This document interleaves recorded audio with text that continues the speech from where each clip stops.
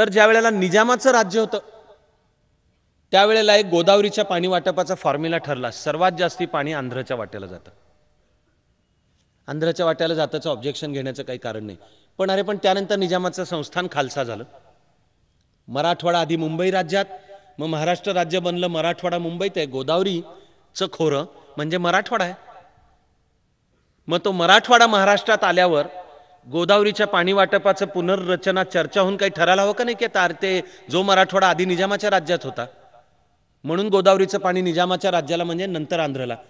तर गंमत अशी झाली की निजामाचं राज्य खालसा झालं, आंध्र प्रदेश अस्तित्वात आलं, मराठवाडा महाराष्ट्रात आला, पण गोदावरीचं जेवढं पाणी आधी आंध्र प्रदेशच्या वाट्याला होतं तेवढंच तसंच राहिलं.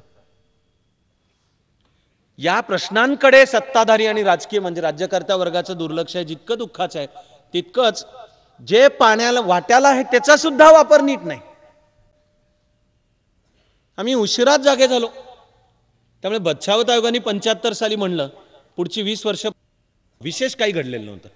1995 मध्ये सेना भाजपचं सरकार आल्यावर निदान घडलं. भले त्यामागे काही राजकीय पण कारण असेल, पण मी त्याच्या बाबतीत सुद्धा मी क्लिअर अँड क्लॅरिटीने तुम्हाला सांगू इच्छितोय की राजकीय कारणासाठी सुद्धा विकासाची पावलं उचलली ना, कारण हेच राजकारण होऊ द्यात ना. पश्चिम महाराष्ट्रामध्ये सेना बीजेपीला बेस नव्हता.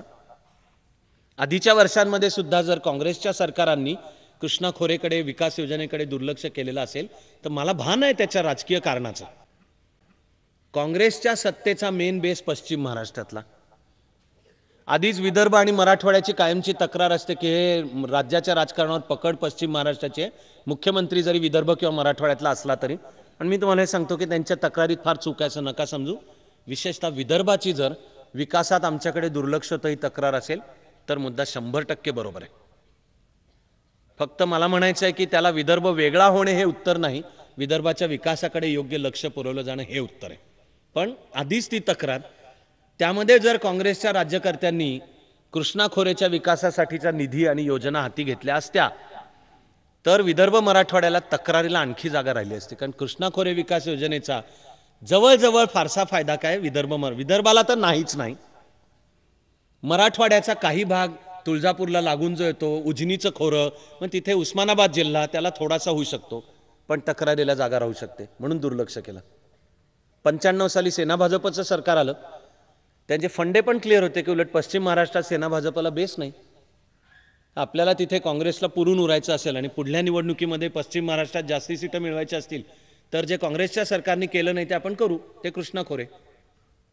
ती तक्रार सेना भाजपबद्दल होण्याचा प्रश्न होता म्हणून सुरू झालं. म्हणजे त्या मागे एक राजकारण आहे, असू द्यात, लोकशाही आहे आणि चांगल्या गोष्टी घडतात तोपर्यंत त्या राजकारणालाही वाईट समजायचं कारण नाही. पण मग ते पण धड पुढे झालं नाही.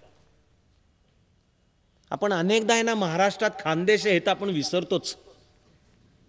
आपण विसरतो तर विसरतो. मी तुम्हाला स्वानुभवाने हे पण सांगतो की खानदेश पण विसरतो. इतका माणूस नॉर्मली साधा भोळा आहे. प्रत्येक भाषेची वैशिष्ट्य आहेत ना काय काय, किंवा मी असं वर्णन करत आलो की महाराष्ट्राचे सुद्धा जी सांस्कृतिक वैशिष्ट्य आहेत. एकच समान मुद्दा घेतला तर कुठला माणूस कसा वागेल, शेताच्या बांधावरनं भांडण आहे तर पश्चिम महाराष्ट्रामधला माणूस कुऱ्हाडच घेईल हातात, कायदा विधा नंतर ए भाऊ असं ए गचांडी धरणे. कोकणातला माणूस तलाठी आणि ग्रामसेवकापासून राष्ट्रपतीपर्यंत तक्रार करेल, कोर्टात जाईल, ज्या जमिनीवरनं भांडण आहे ती विकेल, वकिलाची फी देईल पण कोर्टात जाईल. मराठवाड्यातला माणूस फार तर सौम्यपणे म्हणेल की कशाला रे, काय रे, कशाला चाललं आहे. विदर्भ काहून करून राहिले जी असं म्हणेल. आणि खानदेश त्याला पत्ताच असणार नाही की आपल्या बांधावर कोण आहे आणि त्यांनी काय आपलं केलं का नाही केलं अशाचे. बरं तुझं बरं चाललंय, माझं बरं चाललंय, भरीत पार्टी करू, ते एक तेलाचा वडा आणि डाळ असते, छान पदार्थ असतो तो, माझ्या तोंडाला पाणीच सुटतंय. आपण विसरतो की तापी आणि नर्मदेच्या पाण्याचा जो वाटपाचा प्रश्न आहे तो महाराष्ट्राशी आणि महाराष्ट्रातल्या खानदेशाशी निगडीत आहे. तो पूर्णपणे महाराष्ट्राला विरुद्ध आहे. नर्मदा सरोवर, सरदार सरोवर झालं, नर्मदेवर प्रकल्प झाला, नर्मदा मेधा पाटकरांचं नर्मदा बचाव आंदोलन असतंय, त्याचे प्रोज अँड कॉल्स हा आणखी स्वतंत्र मोठा गुंतागुंतीचा विषय आहे.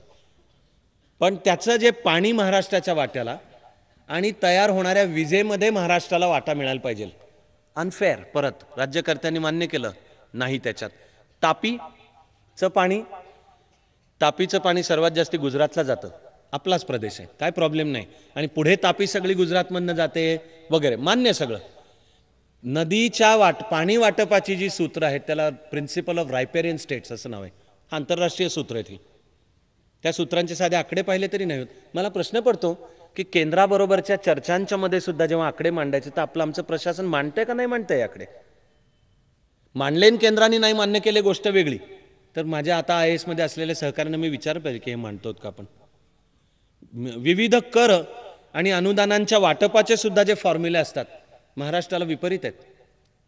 मला पुन्हा कारणांचं भान आहे. केंद्र सरकार म्हणतं की आम्हाला सगळ्या देशाचा विचार करायचा आहे, त्यामुळे जे देशातले मागास प्रदेश आहेत त्यांच्याकरता आम्हाला केंद्राची अलॉटमेंट तरतूद जास्ती करायला पाहिजे. बरोबर आहे. पण आता 50 वर्ष झाल्यावर तो कुठेतरी फॉर्म्युला बदलायचा का नाही बदलायचा? केंद्र आणि राज्यामध्ये कर किंवा अनुदानांचं जे वाटप होतं त्याला जे निकष आहेत त्याच्यामध्ये मूळ एक निकष आहे लोकसंख्या, दुसरा आहे निरक्षरता.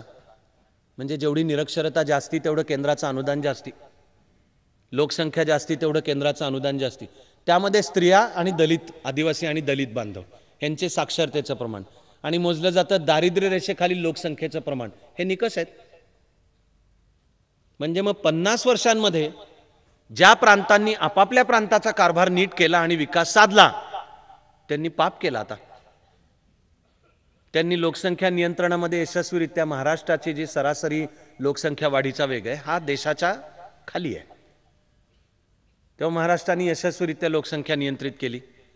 महाराष्ट्रामध्ये निरक्षरतेचं प्रमाण तर निदान उत्तर प्रदेश, बिहार, राजस्थानपेक्षा तर कमी आहे. आपल्याला जरूर आज आत्ता 100 हवं होतं साक्षरतेचं प्रमाण, पण ते दलित आणि आदिवासी बांधवांच्या मध्ये साक्षरतेचा प्रसार तर तो बिमारू स्टेट्सपेक्षा महाराष्ट्रात जास्ती आहे हे निश्चित आहे. स्त्रियांच्या मधलं साक्षरतेचं प्रमाण निश्चित आहे. सरासरी आयुर्मान बिमारू स्टेट्सपेक्षा महाराष्ट्रात जास्ती, म्हणून महाराष्ट्राला अनुदान कमी. ज्यांनी 50 वर्षांमध्ये राडेच केले, आपलं प्रशासन नीट चालवलं नाही, आर्थिक सुद्धा गैरशिस्त केली, केंद्रांच्याकडनं घेतलेली कर्ज प्रचंड झाली की ती पुढे केंद्राला निर्लेखित करावी लागली. निर्लेखितला मराठीमध्ये राईट ऑफ म्हणतात. पण महाराष्ट्राचं आर्थिक प्रशासन परवापर्यंत चांगलं होतं हे म्हणलंच पाहिजे. महाराष्ट्र आर्थिक शिस्त पाळत होता. महाराष्ट्राचं अन्य प्रशासन सुद्धा देशामध्ये एक अधिक चांगलं मानलं जाणारं प्रशासन होतं परवापर्यंत. IAS केडर मधलं सुद्धा मला माहिती आहे की सर्वसाधारणपणे IAS होणाऱ्या सर्वांचा पहिला प्रेफरन्स त्यांचं होम स्टेट. ठीक आहे, मानवीय भारताची विविधता लक्षात घेता सहज आहे आणि त्यांनी काय लगेच देशाची एकात्मता धोक्यात नाही आहे. पण ज्या IAS अधिकाऱ्यांना लक्षात येतं की आपल्याला महाराष्ट्र नाही मिळणार, आपलं होम स्टेट नाही मिळणार आहे, तर माझा अनुभव आहे की जर होम स्टेट मिळत नसेल तर त्यानंतरचा त्यांचा प्रेफरन्स महाराष्ट्र किंवा गुजरातला असतो. आज त्याची खात्री नाही. आज महाराष्ट्राच्या त्या प्रशासनाबद्दलचा सुद्धा गौरव बाळगावा अशी खात्री नाही. सगळ्याचं कॉन्सन्ट्रेटेड चित्र मुंबई. 1990 मध्ये झालेला एक सर्वे, त्याला म्हणतात land mass to population ratio. किती जमीन आणि ती जमीन किती लोकसंख्या धारण करू शकते, काही कळायला अवघड नाही. तर 1990 20 वर्षां 1990 श्वास रोखून ऐकून ठेवा. 1990 मध्ये मुंबईच्या जमिनीच्या प्रमाणामध्ये आणि तिची उत्पादकता लक्षात घेता मुंबई जेवढी लोकसंख्या धारण करू शकते त्याच्या 6 पट लोकसंख्या मुंबईत होती. आज 20 वर्ष पुढे सरकली. प्रश्न मराठी का हिंदी नाही आहे.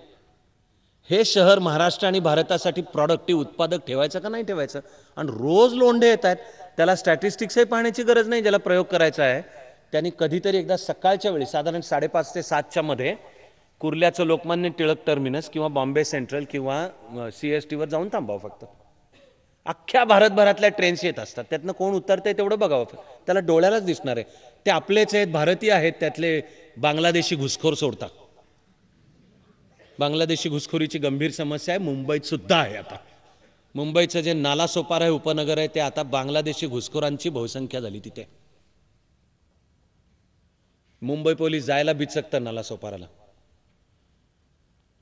आणि पुढल्या वेळच्या निवडणुकीमध्ये असेल तर तिथला आमदार पण असू शकतो मूळ बांगलादेशी घुसखोर आपल्या विधानसभेमध्ये. लोकसभेमध्ये तर बसतात तेच आसाममधनं जाणारे, मुंबईतलं चित्र सांगतोय. आणि हा कुठेही याच्यामध्ये कोणा विशिष्ट राजकीय पक्षाचा संबंध आहे काय, आमचा देश आहे का नाही आहे. पी चिदंबरम यांनी सादर केलेला अधिकृत आकडा आहे की भारतामध्ये बेकायदेशीररित्या घुसलेल्या बांगलादेशींची संख्या 2 कोटीच्या आसपास आहे. बोलणारे पूर्वी 1 कोटी बोलायचे, आता पी चिदंबरम गृहमंत्री या नात्याने त्यांनी मांडलेला अधिकृत आकडा आहे 2 कोटी. मग दहशतवाद बहरतोय. मी घुसणारे सुद्धा सगळे बांगलादेशी वाईट आहेत असं नाही म्हणतोय. ते बांगलादेशची पण दैन आहे, पर्यावरणाचा नाश आहे. असे प्रेडिक्शन्स आहेत की 2/3 बांगलादेश पाण्याखाली जाणार आहे. ठीक आहे, बंगाली भाषिक आहेत, पण त्यातल्या मुठभरांनी जरी दहशतवाद्यांशी सहकार्य केलं, आणि ते करतातच आहेत. तर वाटोळ आहे ना आपल्या पश्चिम रेल्वेवर जुलै 2006 मध्ये जे बॉम्बस्फोट झाले, 200 माणसं गेली संध्याकाळी 5:30-6:45च्या रेंजमध्ये, ते ज्या दहशतवाद्यांनी घडवले ते बांगलादेशी दहशतवादी होते.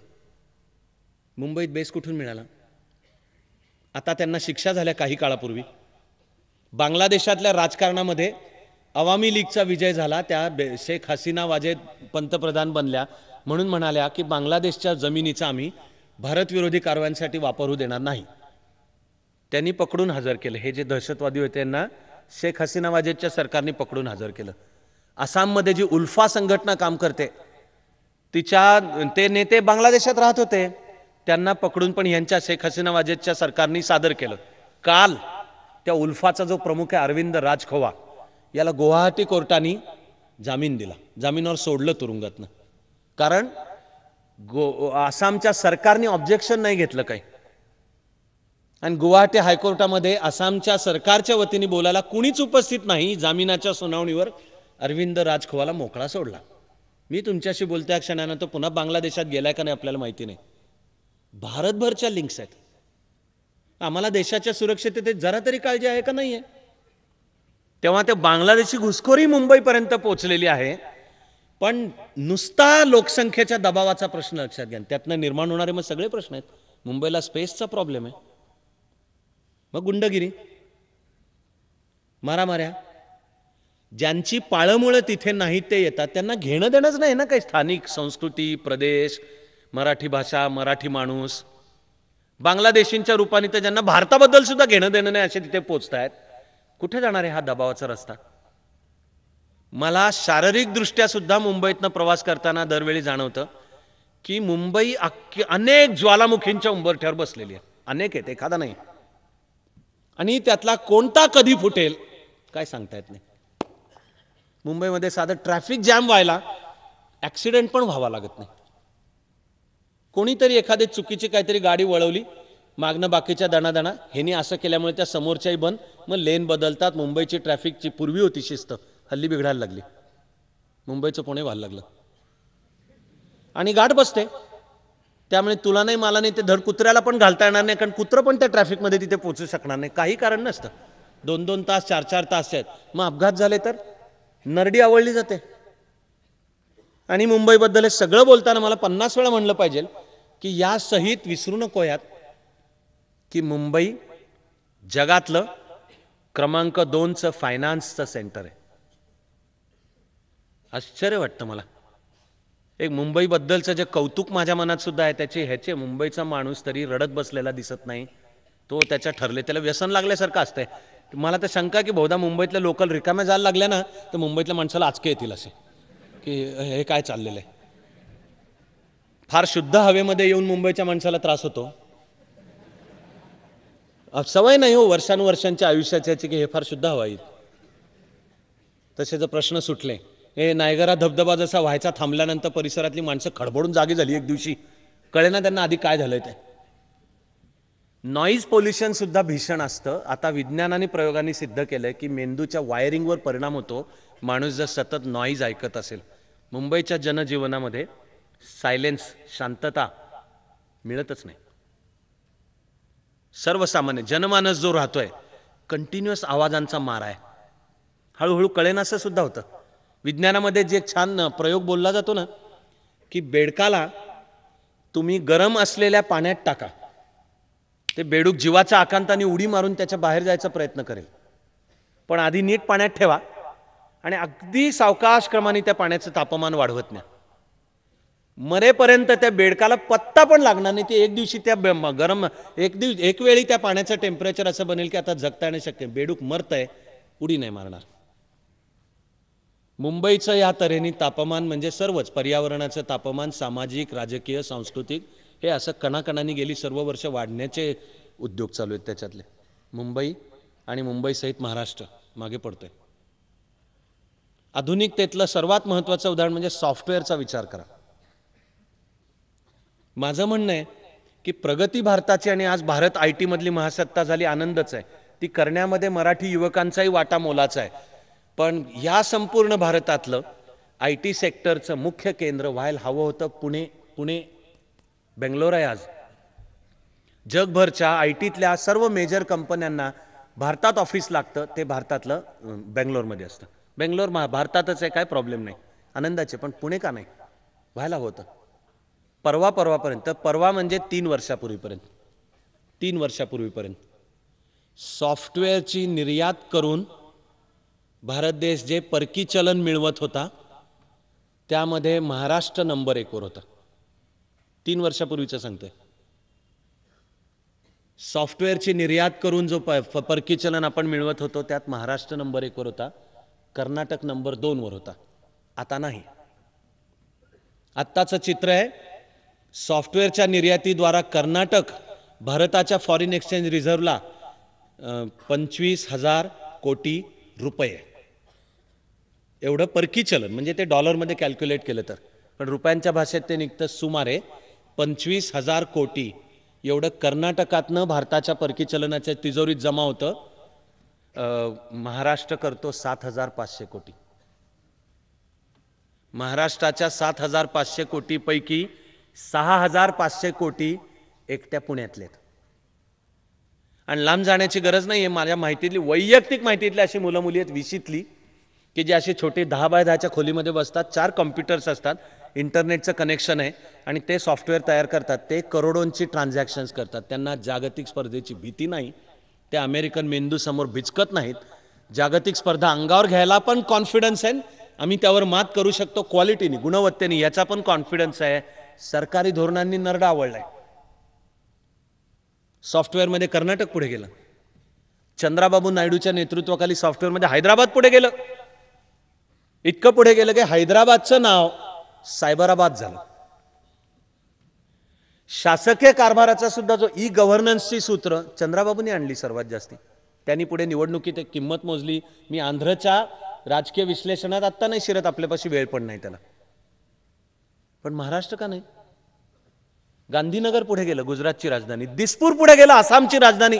महाराष्ट्र नाही. नुसते या विषयाचे ज्याचं नाव आहे DC रूल्स, DC म्हणजे डेव्हलपमेंट कंट्रोल रूल्स, फॉल्टी आहेत, गोची आहे. मी तुम्हाला सॉफ्टवेअर मधल्या विकासाचं तत्व एवढं सांगतो की सरकारी धोरणांनीच मराठी युवकांची स्थिती आई खाऊ घालीना बाप भीक मागू दिना करून ठेवली.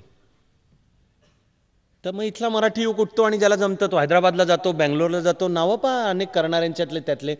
आणि ना ज्याला जमतं तो शक्यतो कॅलिफोर्निया, सिलिकॉन व्हॅलीतच जातो. इथं महाराष्ट्रात सुद्धा जेव्हा चर्चा चालू असते ना मराठी भाषा धोक्यात आहे, तर मी माझ्या परीने सांगत आलो महाराष्ट्राला की अजिबात टेन्शन घेऊ नका. मराठी भाषा महाराष्ट्रात धोक्यात असली तरी कॅलिफोर्नियाची सेकंड लँग्वेज मराठी आहे. हे वाक्य टाळ्यांचं आहे का नाही मला कल्पना नाही आहे. सिलिकॉन व्हॅलीची राजधानी मानलं जाणारं जे गाव सॅन होजे, तर सॅन होजेचा जो मुख्य चौक आहे म्हणजे ज्याच्यात त्यांची नगरपालिका आहे, सिटी हॉल, तर मित्र हो सॅन होजेच्या मुख्य चौकामध्ये शिवाजी महाराजांचा पुतळा आहे.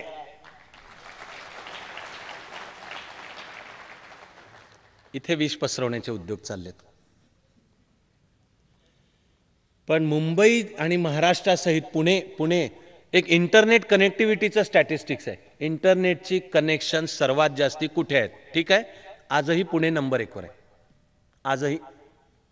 आणि हा टक्क्यांच्या भाषेत नाही सांगतोय आकडा, ॲब्सल्यूट आकडा फिगर मुंबई, दिल्ली, कलकत्ता, चेन्नई, हैदराबाद, अहमदाबाद ही तर आकड्यानी संख्येने मुंबईपेक्षा आपलं पुण्यापेक्षा मोठी शहर आहेत.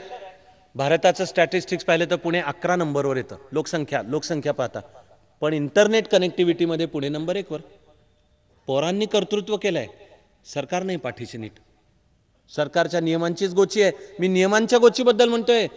अजून भ्रष्टाचार, गैरकारभार, लायसन्स मिळायला उशीर, इलेक्ट्रिसिटीचं कनेक्शन मिळायला उशीर, ट्रान्सफॉर्मर बसायला उशीर, विजेचा ॲश्युअर्ड सप्लाय नाही, त्याला प्रॉब्लेम. सॉफ्टवेअर म्हणजे पाहिजे ना विजेचा आहे. तर गेल्या 10 वर्षांमध्ये महाराष्ट्र राज्य वीज निर्मितीमध्ये मागे पडत गेलं. 10 वर्षांपूर्वी महाराष्ट्र राज्य विजेच्या बाबतीत सरप्लस होतं. 10 वर्षांपूर्वी महाराष्ट्र गोव्याला, गुजरातला, मध्य प्रदेशला, कर्नाटकला, छत्तीसगडला महाराष्ट्र द्यायचा वीज. आज भीक मागायची वेळ आली महाराष्ट्र. आत्ता चालू वर्षात आणि गेल्या वर्षी महाराष्ट्रामध्ये विजेचे नवे प्रकल्प चालू झाले, पण त्याच्या आधीच्या 10 वर्षात एकही नवा प्रकल्प चालू झाला नाही महाराष्ट्रात. 95 ते 99 सेना भाजपचं सरकार होतं, तेव्हाच माहिती होतं की या पद्धतीने चालू राहिलं तर विजेची वाढती गरज पाहता महाराष्ट्र विजेच्या बाबतीत तोट्यातलं राज्य बनणार आहे, मागावं लागणार आहे. मग कळत नव्हतं हे की आत्ता चालू करू. तर आत्ता चालू करण्याचं तर तुम्ही सोडाच. महाराष्ट्रासमोरचा सर्वात मोठा राडा सांगायचा झाला तर एक सिंगल उदाहरण एनरॉनच्या बाबतीत जे घडलं ते आहे. नथिंग शॉर्ट ऑफ देशद्रोह. धक्का बसतो एनरॉनचं पाहताना की आमच्या देशाच्या राज्यकर्त्यांनी हे मान्य केलं होतं सगळं. 1990-91 चालू होताना भारताकडे भांडवल नव्हतं, मान्य. म्हणून आधीची समाजवादी धोरणं बदलून विदेशी गुंतवणुकीचं स्वागत करणारी धोरणं पाहिजेत, मान्य. म्हणून सेंट्रल इलेक्ट्रिसिटी ऍक्ट केंद्राचा त्याच्यात बदल झाले आणि ऊर्जेच्या मध्ये नवे प्रकल्प येत असले तर त्यांना नेहमीचे कायदे लागू करायचे नाहीत. ऊर्जेच्या बाबतीत येणारी गुंतवणूक आणि टेक्नॉलॉजी पटपट त्याला क्लिअरन्सेस द्यायचे, म्हणून पडलेलं नाव फास्ट ट्रॅक प्रोजेक्ट्स. तर एनरॉनची नोंद झाली की हे फास्ट ट्रॅक प्रोजेक्ट आहे, करूयात. करताना 1600 मेगावॉट गुहागरच्या जवळ, मुळामधली 9500 कोटीची गुंतवणूक, तर विदेशी गुंतवणूक येऊ दे, टेक्नॉलॉजी येऊ देत, इथपर्यंत सगळं ठीक आहे. पण आता कितीही थोडक्यात पाहायचे झाले तरी आपण असे बोटं मोडून मुद्दे पाहूयात काय काय केलं. तर नंबर 1, 9500 कोटीचं परकीय चलन एनरॉन नाही आणणार. 9500 कोटीच्या प्रकल्पात 30% केंद्राने घातले, 40% त्यावेळच्या MACB ला घालायला बंधन केलं. एनरॉन आणेल असं परकीय चलन 30%. एक. दुसरी गोष्ट, आपण एनरॉनला शब्द दिला की उत्पादन कराल तेवढी सगळी वीज उत्पादनाच्या जागी 100% खर्च खरेदी करू आम्ही. महाराष्ट्र म्हणजे MACB, त्यावेळेचं MACB 4 भाग नंतर झाले, पण 100% वीज तुम्ही जी कराल ती आम्ही खरेदी करू. तर हे कुठल्या ग्लोबलायझेशनच्या धोरणात बसतं? ही अप्रत्यक्ष सबसिडी झाली, ॲश्युरन्स दिल्यासारखा झाला की आमच्याच इथे या, बिझनेस काढा, सगळ्या सवलती देतो, तू जे प्रॉडक्ट करणार आहेस ते सगळ्याच्या सगळं मी खरेदी करीन. म्हणजे मार्केट 100%. नुसतं प्रॉडक्ट 100% खरेदी करीन नाही, प्रॉफिट सहित. म्हणजे आपण जी किंमत मान्य केली तिच्यामध्ये प्रॉफिट आहे एनरॉनचा. तुझी सगळी वीज मी तुझ्यात ह्या इतका ठरलेला प्रॉफिट सहित मी खरेदी करीन. नुसतं हे पण नाही ठरलं, किंमत डॉलरमध्ये देईन हे ठरलं. म्हणजे रुपयामध्ये नाही. एनरॉनची जी वीज महाराष्ट्र खरेदी करेल डॉलरमध्ये देऊ हे ठरलं. नुसतं डॉलरमध्ये देऊ हे पण नाही ठरलं. एनरॉननी सांगितलं की तेवढ्या विजे एवढे पैसे तुम्ही आधी एका अकाउंटवर भरायचे, ते अकाउंट चालवण्याचे अधिकार आमच्याकडे. अकाउंटच्या ह्या संकल्पनेला शास्त्रीय नाव आहे एस्क्रो अकाउंट. तर एनरॉननी भारताशी महाराष्ट्राशी करार करताना आग्रह धरला की एस्क्रो अकाउंट पाहिजे. एरवी सरकारी पातळीला बिलं कशी दिली जातात? टेंडर काढलं, काम चालू कर, ज्याला करायचंय त्याला 10% ॲडव्हान्स दिला जातो, काम चालू कर, मंथली रिपोर्ट, संबंधित ज्युनियर किंवा डेप्युटी इंजिनियर इन्स्पेक्शन करतो, रिपोर्ट देतो, त्याच्या रिपोर्टच्या अगेन्स्ट बिलं पे होतात, दिली जातात. ह्या झाला कायदा. यामध्ये मजबूत पैसे खाल्ले जातात ही वस्तुस्थिती. उशीर होतो, भ्रष्टाचार होतो, हे एवढे पैसे चार, त्याच्याशिवाय नाही तर तुझं बिलच क्लिअर करत नाही, हे एनरॉनला माहिती आहे नीट. म्हणून एनरॉन म्हटलं तुमच्या हे मेथोडॉलॉजी आम्हाला नाही चालणार, तर संबंधित पैसा आधी भरून ठेवा एस्क्रो अकाउंट. त्याच्या किल्ल्या आणि अकाउंट चालवण्याचे अधिकार आम्हाला, ते पण मान्य केलं भारताने. उत्पादनाच्या जागी आम्ही वीज घेऊ, ह्याचा एक शास्त्रीय अर्थ सांगितलाच पाहिजे मी तुम्हाला. जगभरचं एक सायन्स आहे, ते म्हणजे 100 मेगावॉट वीज उत्पादनाच्या जागी जर 100 मेगावॉट केली प्रोड्यूस उत्पादन, तर ग्राहकाच्या एंडला ती 100 नाही मिळत, ती साधारण 75 ते 85च्या रेंजमध्ये मिळते. ह्याच्यात चोरी नाही आहे, ह्याला म्हणतात ट्रान्समिशन लॉसेस. तर एक 12-15% ट्रान्समिशन लॉसेस हे शास्त्रीयदृष्ट्या ॲक्सेप्टेबल आहेत आणि अटळ आहेत, की ते तिथपासनं वीज जी उचलून आणायचे स्टेप अप ट्रान्सफॉर्मर आणि प्रत्यक्ष ग्राहकाला देताना पुन्हा स्टेप डाऊन ट्रान्सफॉर्मर या प्रोसेसमध्ये होणार आहे. म्हणजे उत्पादनाच्या जागी तुझी सगळी वीज विकत घेतो, ती पण नफ्यासहित घेतो आणि ती पण डॉलरमध्ये देतोचा अर्थ आहे की आपण एनरॉनकडनं घेणार 100 मेगावॉट, त्याबद्दलचे पैसे देणार 100 मेगावॉट, प्रत्यक्ष वापरायला मिळणार आहेत 85 मेगावॉट आपल्याला, बेस्ट वापर केला तर. तरी आपण म्हणालो. आणि जी शेवटची 2 सूत्र सांगतो धक्कादायक, तरी मी तुम्हाला ज्याचं नाव आहे फ्युएल परचेस ॲग्रीमेंट, याच्या तपशिलात आत्ता नाही जाते. पॉवर परचेस ॲग्रीमेंट PPA, त्याचं एकच सूत्र आत्ता सांगितलं की सगळी पॉवर घेतो, नाही घेतली तर दंड देऊ असं सूत्र आहे त्याच्यात, की तुम्ही उत्पादन केलेली सगळी पॉवर जर आम्ही घेतली नाही तर आम्ही दंड देऊ.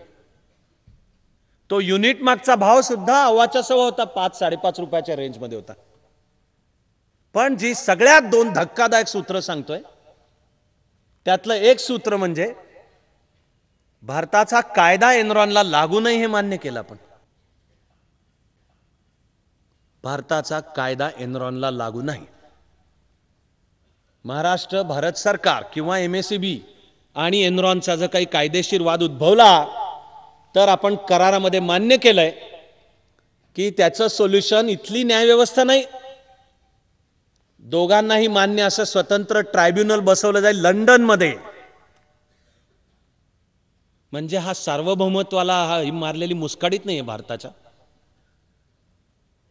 आणि दुसरा अर्थातच त्याच्यामध्ये झालेला प्रचंड भ्रष्टाचार, तो झाला हे 100% निश्चित आहे. एनरॉनच्या हिशोबांच्या मध्ये एनरॉननी अधिकृतरित्या 64 कोटी रुपये दाखवलेले आहेत अकाउंटमध्ये, ज्याचं नाव आहे पब्लिक एज्युकेशन. एनरॉननी भारतातल्या लोकप्रतिनिधींचं प्रशिक्षण केलं, त्याचा खर्च फक्त 64 कोटी रुपये. हा इन्स्टिट्यूशनलाइज भ्रष्टाचार आहे. तरी एवढं करून आपण अक्षरशः वाचलो 2 कारणांच्यामुळे. 2 वाचलो आपण तरी 2 कारण. पहिलं कारण, अमेरिकेमध्येच बोंबललं एनरॉन, त्यामुळे न रहे बास न बजे बासुरी. ते जर नसतं बोंबललं आपण अडचणीत होतो. पण एनरॉन टेक्सासमध्ये आहे, टेक्सास रिपब्लिकन पक्षाचा आहे. गव्हर्नर जॉर्ज बुश असतो, नाही तर त्याच्या घराण्यातला कोणतरी असतो. हे घडतंय त्या सगळ्या वेळेला रिपब्लिकन पक्षाची सत्ता आहे असं नाहीये. मूळ करार होताना जॉर्ज H. बुश होता प्रेसिडेंट, पण नंतरची मधली 92 ते 2008 वर्ष बिल क्लिंटन आहे, डेमोक्रॅटिक पक्ष. पण रिपब्लिकन पक्ष पॉवरफुल आहे. नुसता पक्ष पॉवरफुल आहे नव्हे, एनरॉन कंपनी ही डायरेक्ट रिपब्लिकन पक्षाशी जोडलेली आहे. तिचा त्यावेळेचा जो चेअरमन होता केनेथ ली, हा रिपब्लिकन पक्षाचा कार्यकर्ता होता, जॉर्ज बुशच्या रोजच्या उठण्या बसण्यातला होता. आणि संपूर्ण जगामध्ये ऊर्जा निर्मितीच्या क्षेत्रामध्ये एनरॉन होती नंबर 4 ची कंपनी, प्रचंड मोठी. मला ह्युस्टनला जाता आलेलं आहे नंतर, ह्युस्टनला हेडक्वार्टर, त्यावेळेपर्यंत एनरॉन बंद पडलेलं होतं. पण मला ज्या चौकामध्ये, भव्य चौक आणि चारही बाजूंना टोलेजंग अशा 30-35 मजली बिल्डिंग्स आहेत आणि ग्लास पॅनल असलेली, असं फिरलं तर गरगर व्हायला लागतं, त्या सगळ्या एनरॉनच्या बिल्डिंग्स आहेत. आणि त्यांच्या अशा भव्य कॅम्पसमध्ये तिरका छान आर्टिस्टिक पद्धतीने बसवलेला असा ई. पण एनरॉनमध्ये काम करणाऱ्या 4 स्त्रिया यांना प्रमोशन नाकारण्यात आलं, दुसऱ्याच कोणाला तरी देण्यात आलं. अमेरिका असली तरी वस्तुस्थिती ही की त्या प्रमोशनला होत्या ड्यू, पण त्यांच्यावर अन्याय झाला आणि पुरुषांना मिळालं प्रमोशन. पण मग ते अमेरिकन बाया, तेव्हा त्यांनी दोन गोष्टी केल्या. त्यांनी आधी एनरॉनला एक्सपोज केलं, नंतर स्वतःला एक्सपोज केलं. म्हणजे नंबर 1 आधी त्यांनी एनरॉनमधली सगळी लफडी सांगितली की एनरॉन खोटे अकाउंट मेंटेन करतं, प्रॉफिट फुगवून दाखवतं. एनरॉनच्या शेअरचा जो भाव आहे तो खोटा फुगवलेला आहे, कारण त्यावेळी एनरॉन आणि डायनेजी नावाची कंपनी त्यांचं कोलॅबोरेशनची चर्चा चालू होती, त्यामुळे तो खोटा फुगवलेला आहे. एनरॉनचं अकाउंट मेंटेन करत अँडरसन्स नावाची कंपनी होती मॅनेजमेंट अकाउंटिंगमधली. ते अँडरसन्स बोंबललं, कारण ते खोटे नाटेपणा करत होता, तो एक्सपोज झाला त्यावेळेला. त्यामुळे अँडरसनचा एनरॉनवर पण परिणाम झाला आणि ह्या 4 स्त्रियांनी एक्सपोज केलं की एनरॉनमध्ये हा खोटे नाटेपणा चालतो. त्यामुळे एनरॉनचा शेअर कोलॅप्स झाला, डायनेजी बरोबरची बोलणी बंद पडली, एनरॉन तोट्यात गेलं. तो तोटा एवढा झाला की अमेरिकन कायद्यानुसार त्यांना तिकडे बँकरप्सी जाहीर करावी लागली. पुढे या 4 महिलांनी प्लेबॉयसाठी न्यूड शॉट्स दिले. पैसे मिळवायला हवेत ना, म्हणून मी म्हणालो की आधी त्यांनी एनरॉनला एक्सपोज केलं, नंतर स्वतःला एक्सपोज केलं. पण भारत वाचला, त्या नादात भारत वाचला. नंबर 1 एनरॉन डुबलं, पण नंबर 2 खरोखर एनरॉनची जी भारतातली म्हणजे दाभोल पॉवर कंपनी वीज निर्मितीच्या काळामध्ये एक वेळ अशी आली की आता एनरॉन करतंय उत्पादन 300 मेगावॉट, पण महाराष्ट्र सरकार म्हणजे सरकारच्या वतीने MACB सांगताय आम्हाला आता 750 मेगावॉट हवेत. आणि ते काय करारात होतं की ह्या तारखेपर्यंत 700 मेगावॉट पाहिजेत. एनरॉन नव्हतं त्या पोझिशनमध्ये, म्हणून वाचलो आपण. तसे नाही म्हणलं तरी एरवी आपण प्रसंगी MACB अथवा आता ज्या महावितरण, पारेषण वगैरे त्यांना आपण शिव्या देतो, पण जेव्हा त्यांनी चांगलं केलं तेव्हा चांगलं पण म्हणायला पाहिजे. जेव्हा चांगलं केलं त्यातलं हे आहे. आणि प्रॉब्लेम्स त्या वितरणामध्ये आजही खूप आहेत, पण तरी एकूण देशाच्या चित्रामध्ये जी वीज कंपनी त्यातल्या त्यात अधिक चांगलं काम करते तर मग ती महाराष्ट्राच्या या मुळात कंपन्या 3 आणि त्यांची एक ॲपेक्स म्हणजे तिन्हींचे एकत्र वीज उत्पादनाची एक कंपनी, पारेषण ट्रान्समिशनची कंपनी आणि ग्राहकाला वीज पुरवण्याची कंपनी, अशा 3 आणि ह्याच्यावर 4थी. हे जागतिक प्रिन्सिपल आहे. वर्ल्ड बँक म्हटली म्हणून आलं, पण अक्षरशः नियतीने वाचवला. फायनली आपलं मराठी वाक्य बोलायचं तर त्या एनरॉनच्या लफड्यापासून महाराष्ट्राला वाचवला, नियतीने वाचवला. एनरॉन फोल्डेड अप, MACBचं काम एफिशियंट, असं अन्य सर्व ठिकाणी नाही होऊ शकलं.